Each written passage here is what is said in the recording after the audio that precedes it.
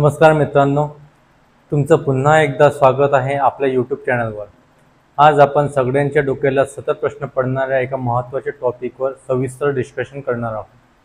Cut off कसा ठरतो? होय मित्रांनो, तुम्ही किती मार्क्स मिळवले हे जितकं महत्त्वाचं आहे तितकंच महत्त्वाचं आहे कट ऑफ। कारण कट ऑफच्या वर गेलात तरच तुम्हाला पुढची संधी मिळेल। कट ऑफ ठरवताना नेमकं काय काय बघितलं जातं ते प्रत्येक एक्झामसाठी वेगळं असतं का? नॉर्मलायझेशन म्हणजे काय? Category wise, subject wise cut of कसे वेगवेगळे असतात? या सगळ्या प्रश्नांची उत्तर आज आपण एकदम खोलवर आणि उदाहरणांसह पाहणार आहोत। चला तर मग सुरुवात करूया। आणि जर तुम्ही चॅनलवर नवीन असाल तर चॅनलला सबस्क्राईब करा आणि बेल आयकॉनला नक्की प्रेस करा, कारण जेव्हा पण नवीन व्हिडिओ येणार त्याची अपडेट तुम्हाला सर्वात आधी मिळेल। आणि व्हिडिओ आवडल्यास लाईक, कमेंट आणि शेअर जरूर करा। तर कट ऑफ म्हणजे नेमकं काय असतं? कट ऑफ म्हणजे तुम्हाला त्या एक्झाममध्ये क्वालिफाय होण्यासाठी लागणारा मिनिमम स्कोर। फॉर एक्झाम्पल, टेटमध्ये जर पेपर 200 मार्क्सचा असेल आणि जर ओपन कॅटेगरीसाठी कट ऑफ 120 आहे तर त्याच्या खाली आलेल्या विद्यार्थ्यांना पुढची संधी मिळत नाही। कट ऑफ ही एक एलिजिबिलिटी बाउंड्री आहे। तुम्ही त्याच्या खाली असाल तर तुम्ही बाहेर आणि त्याच्या वर असाल तर तुम्ही पुढे राहाल। आता बघूया कट ऑफ ठरवण्याची मूळ फॅक्टर्स। कट ऑफ हा 4-5 महत्त्वाच्या गोष्टीवर अवलंबून असतो। नंबर 1, पेपरची डिफिकल्टी लेवल। जर पेपर खूप कठीण असेल तर कट ऑफ कमी जातो, जर पेपर सोपा असेल तर कट ऑफ जास्त जातो। टोटल स्टुडंट्स अपियर, जितके जास्त लोक एक्झाम देतात तितकी स्पर्धा जास्त आणि म्हणून कट ऑफवर इम्पॅक्ट होतो। Number 3, total vacancies. जर 100 जागा असतील आणि 1 लाख विद्यार्थी असतील तर कट ऑफ खूप वाढतो, पण जर जागा जास्त असतील तर कट ऑफ कमी होऊ शकतो। Number 4, candidate performance.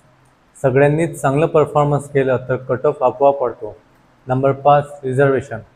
SC, ST, OBC, EWS इत्यादीसाठी वेगवेगळे कट ऑफ्स असतात, त्यामुळे जनरलसाठी कट ऑफ जास्त असतो, इतरांसाठी कमी। आता बघूया नॉर्मलायझेशन प्रोसेस। काही परीक्षांमध्ये पेपर एकसारखा नसतो, जसे की टेट, SSC, बँक, RRB इत्यादी यांमध्ये शिफ्ट वाईज पेपर असतो। नॉर्मलायझेशन म्हणजे काय? जर तुमचा पेपर कठीण होता आणि दुसऱ्यांचा पेपर सोपा होता तर सिस्टीम तुमच्या मार्क्सला ॲडजस्ट करतो।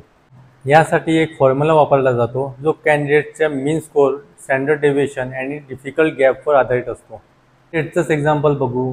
शिफ्ट 1ला ॲव्हरेज स्कोर 110 मार्क्स होता, शिफ्ट 2ला ॲव्हरेज स्कोर 95 मार्क्स होता। जर तुम्ही शिफ्ट 2मध्ये 100 गुण मिळवले तर नॉर्मलायझेशन नंतर तुम्हाला 112 ते 115 पर्यंत गुण मिळू शकतात। नॉर्मलायझेशनच्या आधारावर फायनल मेरिट लिस्ट तयार केली जाते। आता बघूया कॅटेगरी वाईज कट ऑफ कसा वेगळा ठरतो। भारतामध्ये रिझर्वेशन सिस्टीम आहे, त्यामुळे प्रत्येक वर्गासाठी स्वतंत्र कट ऑफ ठेवला जातो। फॉर एक्झाम्पल, ओपनसाठी येतो 125, OBCसाठी 120, SCसाठी 115, STसाठी 110 तर EWSसाठी 118। कट ऑफ ठरवताना प्रत्येक कॅटेगरीसाठी असलेली वॅकन्सी प्रपोर्शन बघितले जाते। परत टेटबद्दलचंच एक्झाम्पल घेऊ।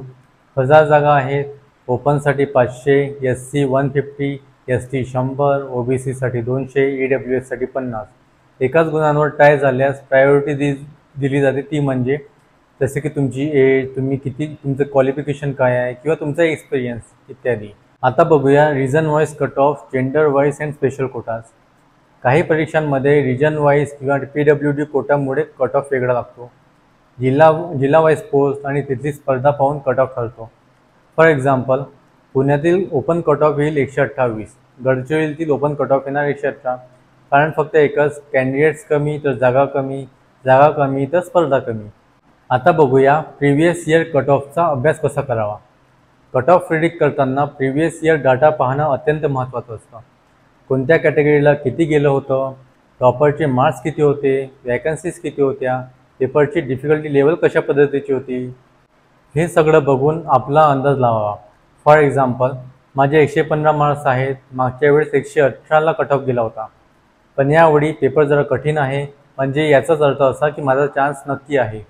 आता बघूया कट ऑफ प्रिडिक्शन करताना नेहमी आपल्याकडून होणाऱ्या चुका। फक्त फ्रेंड्सच्या मार्क्सवरून आपण अंदाज लावतो, सोशल मीडियावरचे अनऑफिशियल प्रिडिक्शन घेतो, कॅटेगरी स्विच करत असताना कन्फ्युजन खूप होते, डॉक्युमेंट मिसमॅचची भीती तर आपल्याला बिलकुलच नसते। कट ऑफ हा प्रिडिक्शन आहे, तो बदलत राहतो। आता बघूया जर तुमचा कट ऑफला नाही लागला तर पुढे काय। जर तुमचा कट ऑफला लागला नाही तरी तो शेवट नाही. तुमचे मार्क्स काही वेळेस पुढे वेटिंग लिस्ट किंवा बॅकलॉग फिलिंगसाठी उपयोगी पडतात.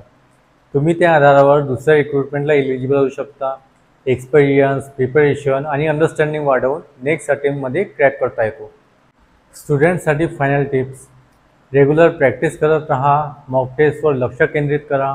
कॅटेगरी वाईज ॲनालिसिस करा. कट ऑफ फक्त नंबर नाही, ती एक डायरेक्शन आहे. कट ऑफपेक्षा तयारीवर लक्ष ठेवा, तीच तुमचं फ्युचर ठरवते. तर मित्रांनो, हाच होता कट ऑफचा संपूर्ण ॲनालिसिस, एकदम बिगिनिंगपासून तर एंडपर्यंत. जर तुम्हाला हा व्हिडिओ उपयोगी वाटला असेल तर लाईक करा, शेअर करा आणि चॅनलला सबस्क्राईब करायला विसरू नका. कट ऑफ हा एक मानसिक खेळ आहे, तो समजला की गेम तुमचाच आहे. Thanks for watching. जय हिंद, जय महाराष्ट्र.